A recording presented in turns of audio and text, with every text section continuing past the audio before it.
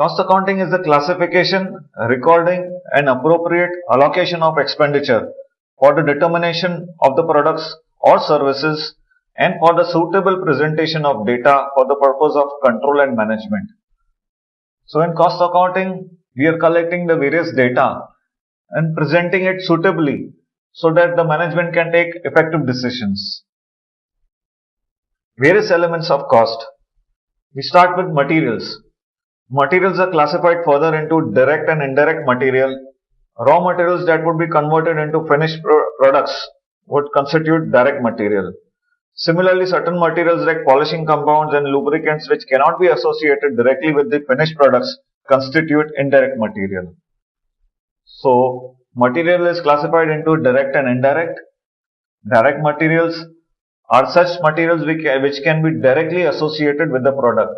Say raw materials which are converted into finished goods. The basic primary raw materials would be direct materials. Then indirect materials which are not directly associated with the product, but these materials can be used for various products and therefore they are classified as indirect material. For example, polishing compounds. Now, polishing compounds can be used for each material. Hence, they become part of indirect material. The next element of cost is labor. Again, here we have direct and indirect labor.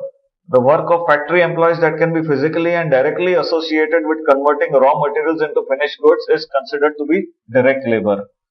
In contrast, wages of maintenance people, timekeepers, etc. who do not have any direct physical association with the product are treated as indirect labor. Same concept of materials which were further classified into direct and indirect. Labor is also classified into direct and indirect. The wages or the efforts of the labor which are associated with manufacturing a product is classified as direct labor. Say for example machining. If the item is taken for production on the machine, the operator will be classified under indirect labor. But there are some items in which common resources are used.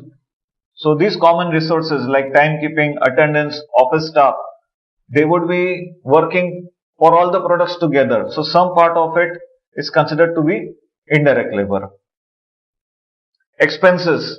Again, we have direct and indirect expenses like expenses which are directly associated with the product, like royalty. Royalty is for the particular product. So that is classified as direct expenses. And the other expenses which cannot be classified directly with the product, common expenses. For example, depreciation is taken to be indirect expenses. Overheads. Now all indirect costs are overheads. Different types of overheads relating to factory is factory overheads. Then relating to office and admin is office and admin overheads like printing and stationery, accounting, and relating to sales and distribution like packing materials, salesman commission, etc. all under selling and distribution overheads.